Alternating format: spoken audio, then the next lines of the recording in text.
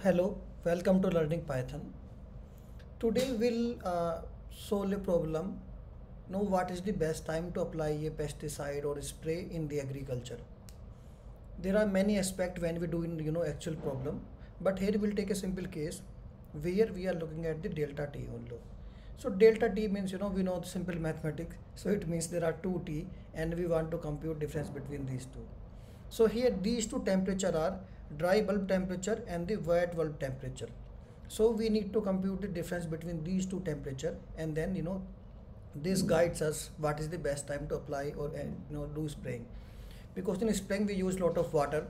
So the evaporation controls what will happen with water, what is the optimal value of evaporation. So we could have gone into much more detailed algorithm like Penman-Monteith, but in for agriculture application this simple approach based on the delta T works quite well. So we need two measurement. We need the dry bulb temperature and we need the wet bulb temperature. Dry bulb temperature is like the air temperature we use, so we can get readily measurement.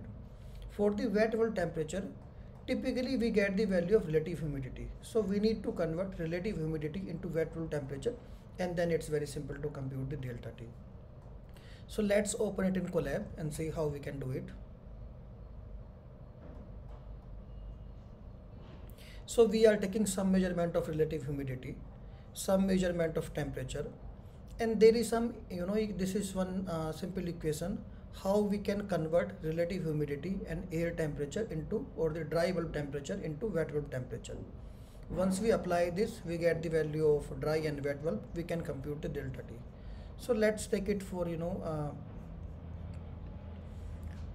take some typical some any parameter you can take, and let's compute it.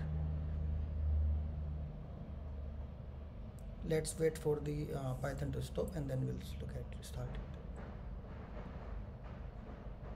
So in this we are using the numpys, the arc10 functions, and then all these geometrical functions are used. So we get the delta T is about slightly more than 9. Now I'll not go into what is the optimal value. Typically between 2 to 8 delta T is quite good. Less than 2 is also not good. 8 to 10 it's kind of okay, you can do it. Let's try to look at more generic plot.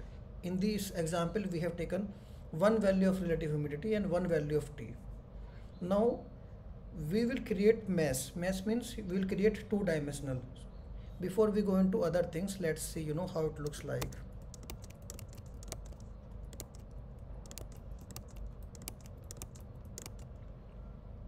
So we are taking different value of T. So typically the earth temperature varies, let's say from 0 to 50 degrees Celsius. Of course in some countries it can go in negative also. If you want, you can try the negative values also. And then we are taking some value of relative humidity. Maximum it can be 100, and then lowest it can be 0, but we are not going to 0, we are starting from the 1. So when we run the mesh grid, either you can print it and see how the the T looks like. So you see there are different in one dimensional it's varying, but in the another dimensional it's the same value. Maybe a best way to visualize it is we can use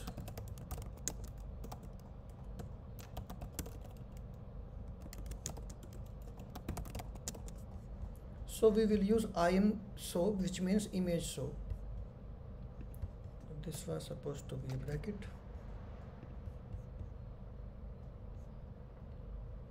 So you can see in the horizontal direction it's varying from 0 to 50, so it means for a different column the value is varying from 0 to 50, but in all the rows if you look at this direction value is same. Now let's plot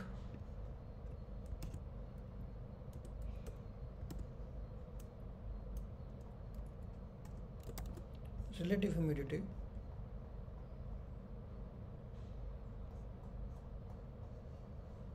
In relative humidity, what you see, for all the columns the values are same. We have the same value of relative humidity here, whatever we have here, but when you look at the row wise the values are changing. So what happens when we create such kind of mesh, such kind of grid, for every value we will try different value of T and different value of RH. So you can use this mesh grid functions to generate such kind of grid, and then you can use it for computations. So we will not plot it because this is not what we need. And then now what we are doing, we are taking whatever earlier we have taken and we are converting into function, so it becomes easy to evaluate it many times. Now we are giving input of this RH grid and the T grid, and we will look at the output and will plot it.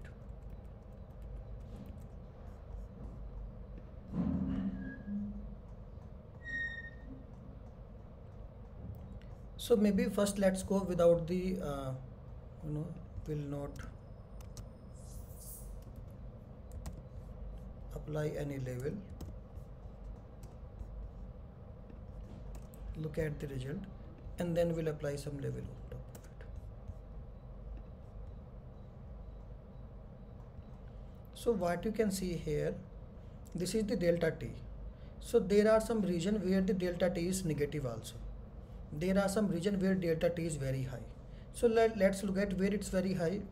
Whenever temperature is very high and relative humidity is very low, so it means lots of evaporation, and you can see delta T is very high. Similarly, you get the region where our relative humidity is very high. It means less evaporation and delta T is very low, in some cases negative value also. But there are some values for which it's optimal. So between 2 to 8 the condition is very optimal for spraying. 8 to 10 it's marginally okay.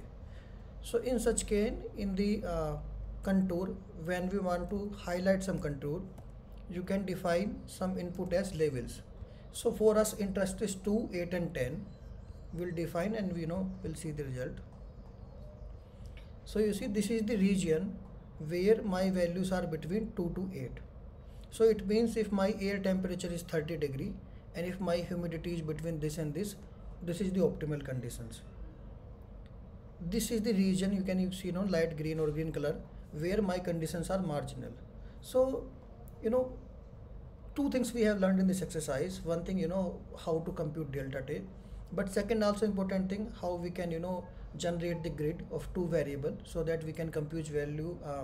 We can do computation for each value of R for the different value of, let's say, or RH for the different value of T, and we can visualize the results. So this is very, very commonly used in agriculture application. In fact, operationally we are using for giving it for different farmer. Of course, we bring many more things to make it more practical, more realistic.